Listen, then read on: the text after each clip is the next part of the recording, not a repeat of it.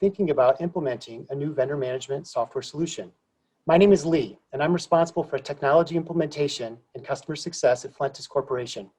My team at Flentis is putting together a variety of educational resources that can help your organization prepare to make an informed decision. In this webinar, we'll discuss the top 3 things to consider when evaluating a VMS provider. We're so fortunate to have with us Terri Gallagher.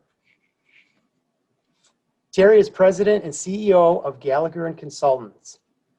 Gallagher and Consultants is an advisory firm that provides innovative, customized, contingent, and multi-talent supply consulting and solutions that cover the full range of alternative workforce. So Terri, let's jump right in. Yeah, so for the top 3 things to look for when evaluating a VMS provider, let's talk number 1 about advanced functionality. Yeah, you know, it's funny because clients do bring us in to help with this. And so with everything that's changed post-COVID, I think you really want to look at certain features and functions like mobile, AI, talent marketplace capabilities, right? Because all VMSs are going to have the table stakes, the basics, right? Solid requisition management, consolidated invoicing, data management, customized workflows, regular production releases. I mean, these are all things that should be in your RFP, downtime support, and those should all be evaluated. But I think you really want to look at what are the differentiators, what other features and functions do they have to support an increasing open talent market, right? As the silos come down between, you know, how talent is dispersed across different platforms.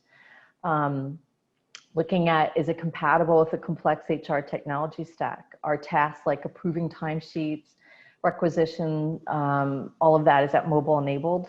You know, is there AI matching and rating and ranking systems for candidate flow? So you or your services team is not doing all the heavy lifting on vetting and screening candidates. We're seeing that a lot now with VMSs are replacing a lot of tasks the MSPs are doing.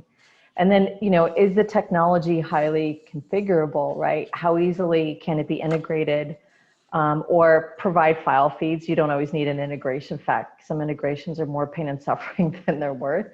But, you know, can they integrate with other HRIS systems like Workday? Those are some that we see, success factors.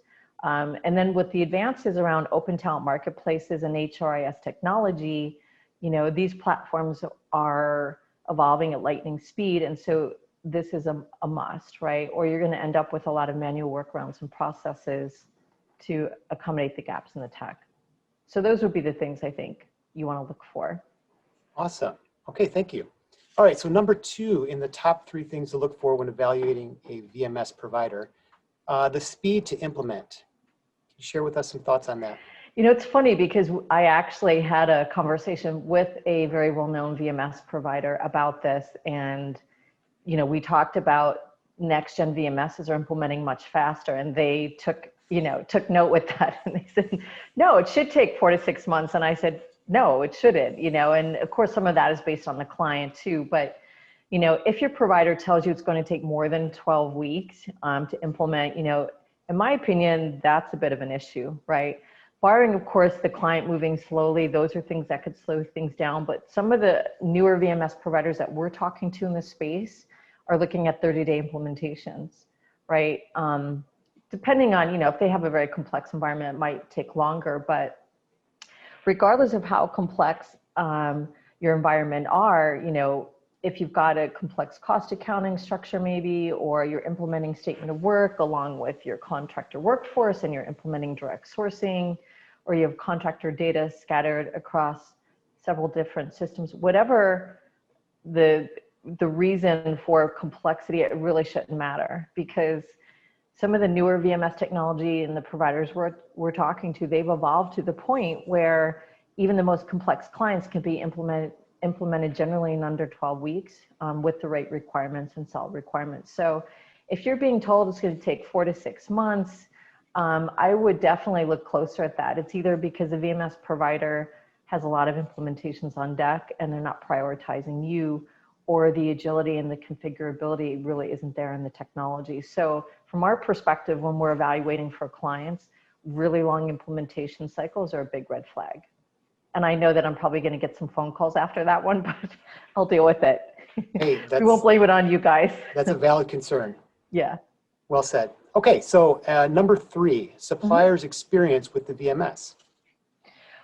This is something we do, and it's not often looked at, but when we look at evaluating VMS providers, one of the things that clients want to do, and you don't need our help or pay for us to do this, but talk to the staffing suppliers that are using the provider, right? Hands down, they're the best barometer because they're going to tell you the truth. They're going to tell you, first of all, they're involved in all phases of the VMS lifecycle, right? The invoicing, requisition management, reporting.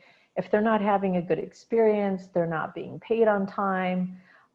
If they don't have reporting and dashboards that are useful to them to help them service the client, like can they be able to look at a dashboard and see their time to fill? Can they look at cycle time, things that say, hey, we really need to pick up the pace, or we need to watch negative turnover.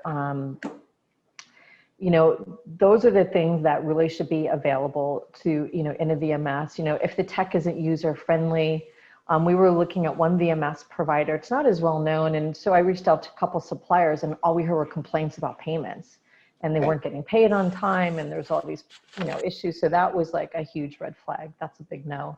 So really, if you want to skip the whole big expensive RFP process and just call 4 or 5 suppliers using it, they will spill all the tea on that provider and could probably tell you more than any RFP could. Little tips and tricks there. Okay. After doing this for 15 years. Awesome. Well, wonderful. Well, thank you, Terri. So thank you for helping us summarize the top 3 things to consider when evaluating a VMS provider. We really appreciate your involvement and helping us with these webinars. I'm always happy to do it, and I'm looking forward to doing the next one. Thanks for inviting Gallagher. Our pleasure. Thanks, Lee. All right. You're most welcome. So thank you so much for attending, and please look for more educational webinars to come. Thanks, everybody.